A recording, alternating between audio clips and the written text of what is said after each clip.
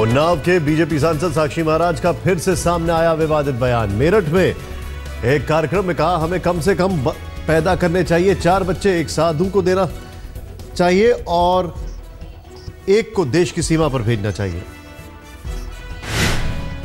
भाषण पर, प्रवचनों पर अपने को जोड़ते हुए निवेदन करना चाहते हैं, कम से कम 4 बच्चे पैदा करो। एक हम साधु महात्माओं को दे दो, एक वो हमारे पत्रकार पूछ रहे थे सीज फायर उल्लंघन हो रहा है तो एक सीमा पर भेज दो।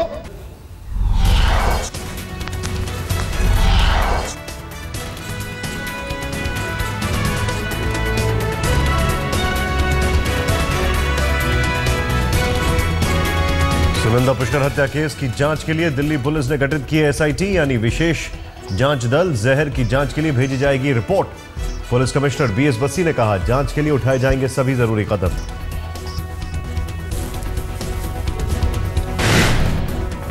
जो भी आवश्यक होगा, जो भी हमें इसमें एविडेंस कलेक्ट करना है, जो भी इसमें हमारे को आगे बातचीत करनी है, वो हम अपने जो हमने इन्वेस्टिगेशन प्लान बनाया है उसके मुताबिक इसमें कार्रवाई की जाएगी। दिल्ली पुलिस ने किया था बड़ा खुलासा। कहा, कांग्रेस नेता शशि थरूर की पत्नी सुनंदा पुष्कर की हुई थी हत्या, सुनंदा को दिया गया था जहर। सुनंदा की हत्या का केस दर्ज होने पर शशि थरूर ने जताई हैरानी। लेकिन कहा जांच पर पुलिस को सहयोग के लिए तैयार, जरूरत पड़ने पर शशि थरूर से भी हो सकती है पूछताछ।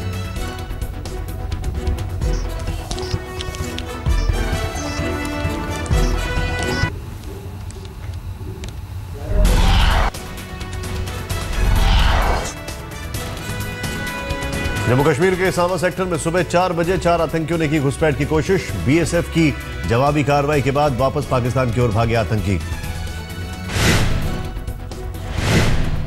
बीएसएफ ने पाकिस्तान के साथ रद्द की फ्लैग मीटिंग। अब तक सीमावर्ती गांव से 10,000 लोगों को किया गया सुरक्षित जगहों की ओर पलायन। बनाए गए 23 राहत कैंप। मंगलवार को भी पाकिस्तान ने किया था सीजफायर का उल्लंघन। सांबा सेक्टर में पाक रेंजर्स की ओर से फायरिंग, भारत की ओर से भी जवाबी फायरिंग। बीएसएफ के डीजी ने कहा, आज तक से लश्कर के 100 आतंकी फायरिंग की आड़ में घुसपैठ की फिराक में। भारत शांति चाहता है, लेकिन अगर पाकिस्तान नहीं माना तो हम उसे मुंह तोड़ जवाब देंगे। चेट हुआ है, बीएसएफ सिर्फ उसका रिटेलिएशन करती है और हमारी ऐसे भी स्ट्रेटजी है, हमारी स्टेटेड पॉलिसी है कि हम अपनी ओर से फायर इनिशिएट नहीं करेंगे, लेकिन जब फायर आएगा तो हम उसको टॉलरेट भी नहीं करेंगे। जम्मू कश्मीर में सरकार पर सस्पेंस बरकरार। महबूबा मुफ्ती ने आज तक से कहा, बीजेपी के साथ किसी फॉर्मूले पर अब तक नहीं बनी सहमति। जम्मू कश्मीर में सरकार गठन पर बीजेपी नेता राम माधव का ट्वीट। लिखा, राज्य में किसी भी 2 पार्टियों के बीच किसी भी तरह की औपचारिक बातचीत शुरू नहीं, खूब लग रही है अटकलें। शिवसेना के मुखिया उद्धव ठाकरे ने कहा, संपत्ति विवाद में अपने भाई जयदेव से किसी तरह का समझौता नहीं करेंगे। जयदेव ने बाला साहब की वसीयत को कोर्ट में दी है चुनौती। बिहार में जेडीयू को लगा तगड़ा झटका। हाईकोर्ट ने 4 बागी विधायकों की सदस्यता फिर से बहाल की। जेडीयू ने फैसले को सुप्रीम कोर्ट में चुनौती देने की कही बात। विधानसभा स्पीकर ने जेडीयू के 4 विधायक ज्ञानेंद्र सिंह ज्ञानू, नीरज बबलू, राहुल शर्मा और रविंद्र राय की रद्द की थी सदस्यता। पिछले साल राज्यसभा चुनाव के दौरान 2 बागी उम्मीदवारों अनिल शर्मा और शबीर अली की मदद करने का लगा था आरोप।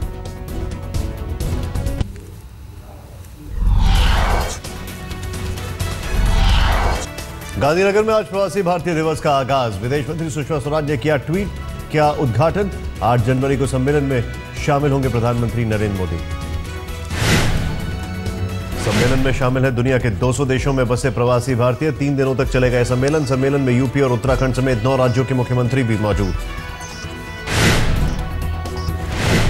जमशेदजी टाटा की 175वीं जयंती पर उनके सम्मान में प्रधानमंत्री ने जारी किया सिक्का। जमशेदजी को बताया महान शख्सियत। सूत्रों के मुताबिक बीजेपी के वरिष्ठ नेता लालकृष्ण आडवाणी को मिल सकता है पद्म विभूषण। रामदेव के नाम की भी चर्चा। कोलकाता में बंगाल ग्लोबल बिजनेस समिट की शुरुआत। अरुण जेटली और ममता बनर्जी ने किया उद्घाटन।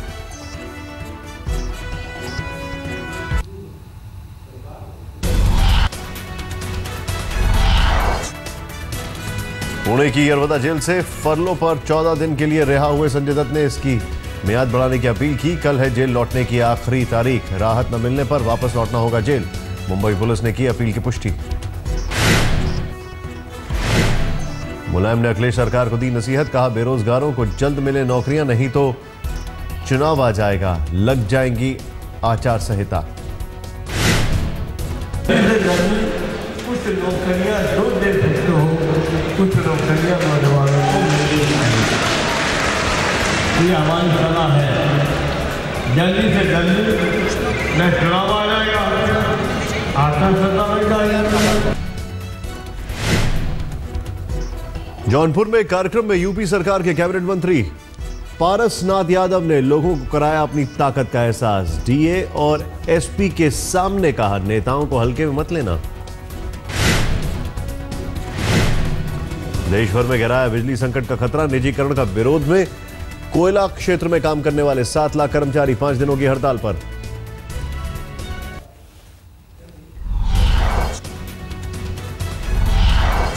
आंध्र प्रदेश के अनंतपुर जिले में भीषण सड़क हादसा। अब तक 11 लोगों की मौत की खबर। पेनुकोंडा में हुआ हादसा, बस में सवार थे 60 लोग। पंजाब के पूर्व सीएम बेन सिंह का हत्यारा जगतार सिंह तारा गिरफ्तार। थाईलैंड से हुई गिरफ्तारी। 2004 में चंडीगढ़ की बुड़ैल जेल में सुरंग खोदकर फरार हुआ था जगतार सिंह तारा। हरियाणा के पंचकुला में एक इंजीनियरिंग कॉलेज में 2 छात्राओं का शव मिलने से सनसनी। हॉस्टल के कमरे में पंखे से लटकता मिला शव। दोनों मृतक छात्राओं करनाल की रहने वाली थी। पुलिस को मौके से मिले सुसाइड नोट में एक लड़की का जिक्र। झारखंड के दुमका में जमीन विवाद में युवक की हत्या के बाद बवाल। गुस्साए लोगों ने पुलिस की टीम को बनाया बंधक। पुलिस पर पैसे लेकर आरोपियों की मदद कर रही है लगाया आरोप। दिल्ली में फिर टूटा रफ्तार का कहर। नंदनगरी इलाके में बेकाबू ट्रक ने 2 बाइक सवारों को कुचला। दोनों की मौके पर मौत।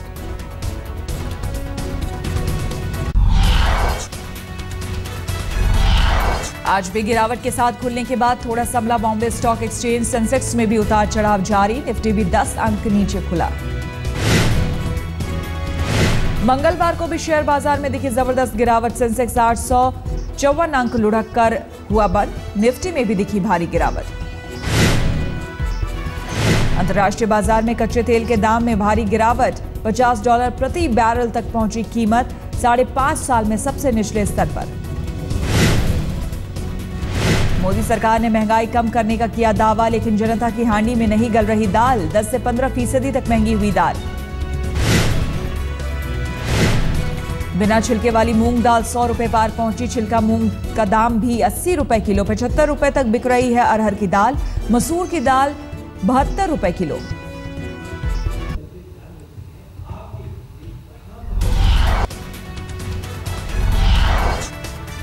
सिडनी टेस्ट की पहली पारी में भारत को लगा शुरुआती झटका। मुरली विजय बगैर खाता खोले आउट। भारत का स्कोर 1 विकेट पर 69 रन। सिडनी टेस्ट में ऑस्ट्रेलिया ने 572 पर घोषित की पहली पारी। दूसरे दिन कप्तान स्मिथ ने भी ठोका शतक। पहली पारी में ऑस्ट्रेलिया के गिरे 7 विकेट। ऑस्ट्रेलियाई कप्तान स्टीव स्मिथ 117 रन बनाकर उमेश यादव का शिकार बने। शेन वॉटसन को 81 के स्कोर पर मोहम्मद शमी ने भेजा पवेलियन। मोहम्मद शमी 5 विकेट लेकर अब तक के सबसे कामयाब। भुवनेश्वर कुमार को नहीं मिला कोई भी विकेट। 4 मैचों की सीरीज का यह आखिरी टेस्ट। ऑस्ट्रेलिया 2 टेस्ट जीतकर पहले ही कर चुका है सीरीज पर कब्जा। मेलबर्न में ड्रॉ हुआ था टेस्ट।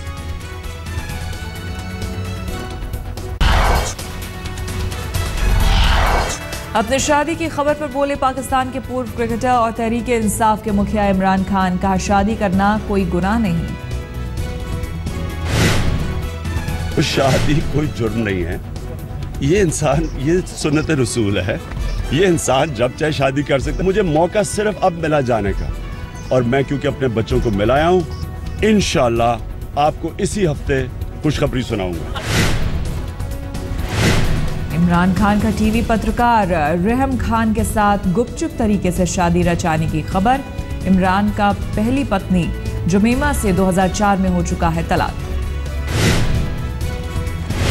ब्राजील में एक दफ्तर में घुसा पिकअप ट्रक। बाल बाल बची रिसेप्शन पर बैठी महिला। ड्राइवर समेत 16 कर्मचारियों को मामूली चोटें। चीन में रजाई से बची एक 5 साल की बच्ची की जान खेलते खेलते चौथी मंजिल की बालकनी पर लटक गई थी। लोगों ने रजाई फैलाकर बच्ची को किया कैच।